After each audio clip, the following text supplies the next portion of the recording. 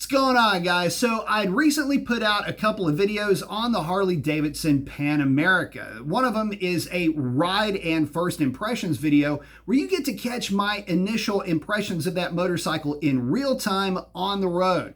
The other video is a post-ride review where I expand on those first impressions and just talk a little bit more about what I thought about the bike. But I gotta tell you, the more I thought about it, the more I feel like there were some things that I might have left out in that post-ride review. So this is kind of like a second thoughts video, if you will.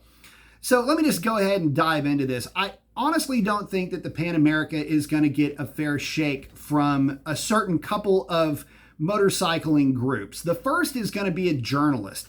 They're going to take a look at the Pan America, and I think that they're going to loop that thing in there with motorcycles like the Triumph Tiger 1200, for example, a motorcycle that is very well decked out and versed and vetted as a sport touring motorcycle. I think that the Harley-Davidson is a little bit different kind of bike, though, than the Tiger or like the Africa Twin, for example, from Honda.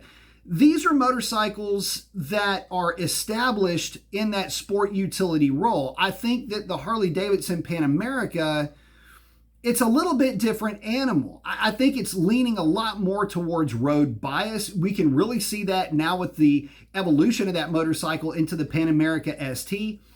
And I think that the Harley-Davidson, it brings to the table such a different and unique perspective on the class that it almost in a certain way redefined the sport touring or sport utility motorcycle to me. You know, as I was riding that bike, and I've ridden these other higher end sport touring bikes, I almost forget what to call these things sometimes, because I've ridden those motorcycles and they are powerful and they do a lot of things that are great. But the Harley-Davidson brings one it factor, actually a couple of it factors to the party. One is the styling. I think the styling of that motorcycle is so uniquely Harley-Davidson, and there's something about it that I love. Every other manufacturer has always seemed to make a V-twin cruiser, Harley-Davidson-esque, you know what I'm talking about, type of motorcycle. This was Harley-Davidson kind of flipping the script a little bit.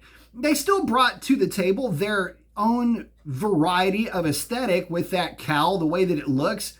It's very reminiscent of those old school like hot rod baggers, just kind of shrunk down and reformed for the type of bike.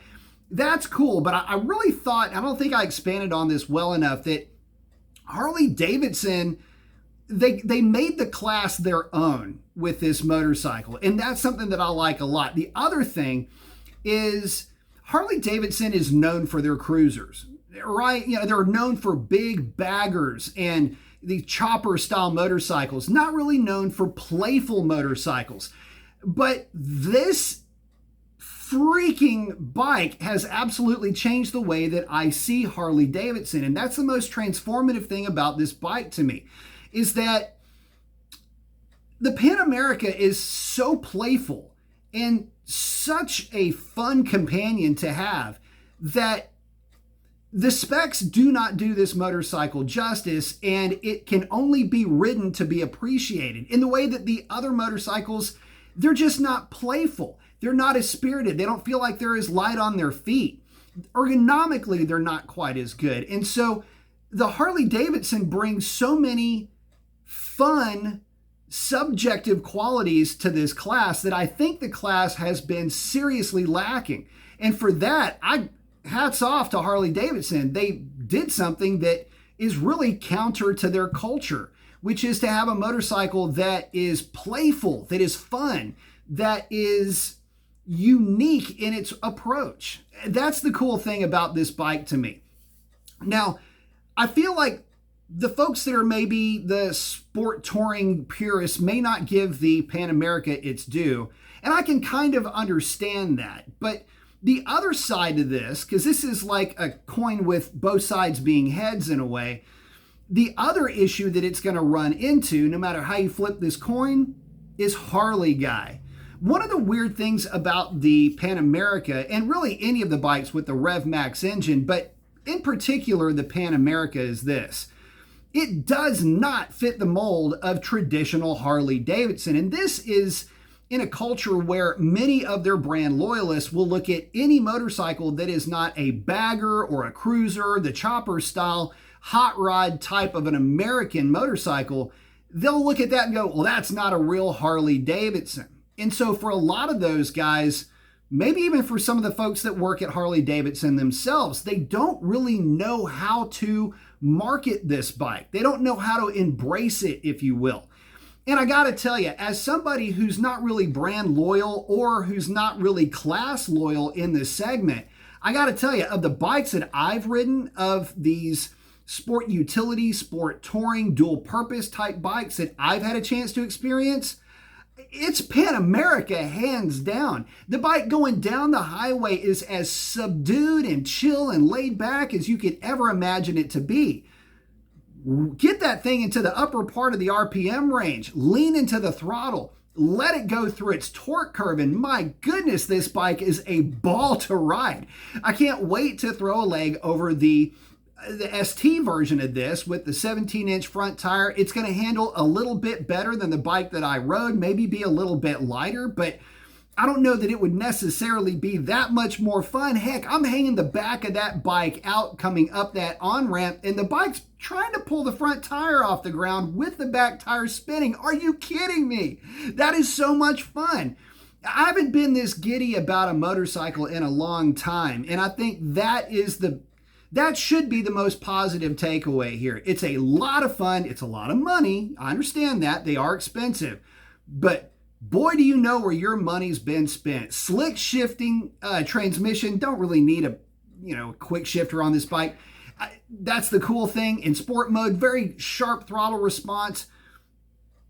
I can't say enough good things about this bike. Now, for some, it's really not going to be the bike for you, and I get that. And of course, there are maybe better bikes out there for a true dual purpose type of an agenda. The Africa Twin and the Tigers do come to mind here. But for just a bike that you could have that would literally do everything, a true sport utility motorcycle, maybe the only bike that you're going to have in your fleet, man, I got to tell you, I would actually buy this bike if I had room in the shop for one. If I had use for a motorcycle in this class, I would start with the Pan America and move down the list from there. That's how much I like this bike. And again, I need to drive home the point that this motorcycle, above all things, has been the most transformative to me for the bar and shield, for the brand of Harley-Davidson. If they can make a motorcycle like the Pan America, why can't they make the Street Fighter? And why can't they make its baby brother, the Bronx, out of the 970 Rev Max? Harley-Davidson, are you listening? Because with an engine that is that lively, with engine management and with throttle response as good as it is with that bike, a whole new generation of Harley-Davidson buyers would be going to Harley-Davidson dealerships to see the new thing.